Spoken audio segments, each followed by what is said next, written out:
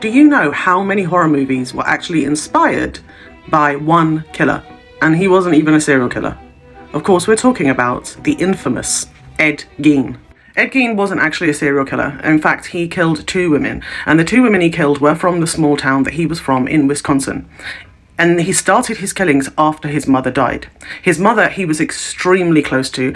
Some say it was in a very unhealthy way, not only with a codependency, but also in the sense that Ed Gein had feelings for his mother that one should not have for any of their relatives. Freud would have had a field day with Ed Gein, let's put it that way.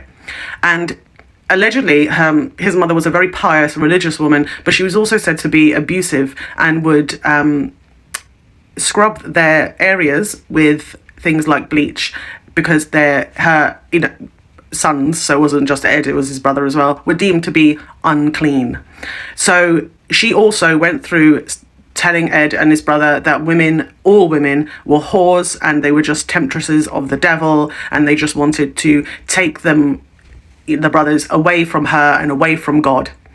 Ed wholeheartedly believed this. He wholeheartedly believed this. And he, even though had an attraction to women, what his mother had kind of brainwashed into his head was a lot more powerful. He also had a vision once of a burning bush like in the Bible, and that made him think that everything his mother was saying was definitely 100% true. So what ends up happening is after Augusta Gein, his mother's death, is when Gein became very lonely. He was the sole survivor on his family farm. He didn't have any friends. Nobody really wanted to be around him. And he was, like I said, living as a handyman in a small town called Plainfield, Wisconsin. Now, in 1957, he raised suspicion because the only hardware store in town was owned by a Bernice Warden, and she went missing. It was reported very early on that Gein was the last one to be seen in the store before the store closed with Bernice. So the police, of course, went to Gein's house, and it wasn't long before they found the remains of Bernice. They found Bernice decapitated and also on a meat hook. They described it as a museum of horrors that no one could possibly fathom. And the reason they say that is because there were several other human body parts there, not just the 2 murders that he admitted to committing, which made people believe, the authorities in particular, that he actually killed several other women. However, Gein confessed that he got those body parts from robbing graves and robbing cemeteries and basically taking parts of corpses to make his museum. He would have chair seats made of human skin and had 9 salted vulvas, skulls used as bedposts. They were also used as ashtrays, waste paper baskets. There was leggings even that he could put on and he would wear made of female human skin, as well as a belt made of nipples.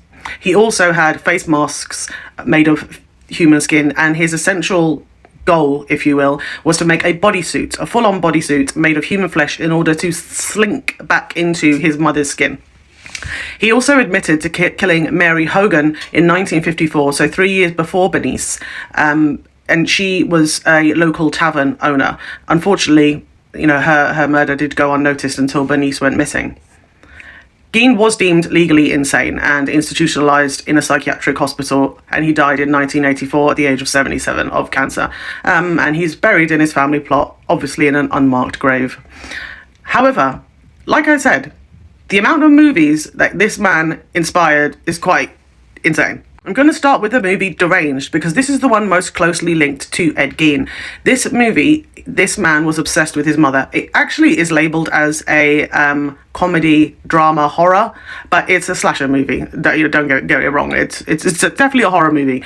It came out in 1974, and it very closely depicts Gein's life in the sense that it's centered around a middle-aged Midwestern farmer whose overly pious religious mother passes away, and he cannot take that she's gone, so he keeps her corpse with him. And to satiate his dark desires, he begins going to cemeteries and robbing graves and grave sites and taking corpses as well as body parts to give his mother some friends so she's not lonely. Eventually he turns to actual murder, and then he finds that he particularly enjoys skinning his victims' bodies and making face masks out of their faces. The next one that I've found quite interesting is always Buffalo Bill here from Silence of the Lambs. Now, he is a very interesting character in Silence of the Lambs and a very well-known one. And his crime of choice was that he would kidnap women that were a little bit older and a little bit larger, so he could then keep them in a hole in a basement, starve them so their skin would become loose, and then he would murder them, cut the skin away to make a flesh suit that he could wear and pretend to be a woman. So again, a lot like what Ed Gein did, but Buffalo Bill was a serial killer, so he was actually also inspired by the likes of Ted Bundy and Dahmer and all the other creepy weirdos. Of course, we have to mention Psycho. Psycho is one of Alfred Hitchcock's most famous movies and is a brilliant movie. It was one of the first movies to use the tracking cam and POV aspect so that you didn't actually see what was happening. You didn't see the blood either because the whole movie was in black and white, but it was more so about the imagination. Hitchcock wanted people to scare themselves by what they imagined was happening based on what they heard that was occurring on the screen.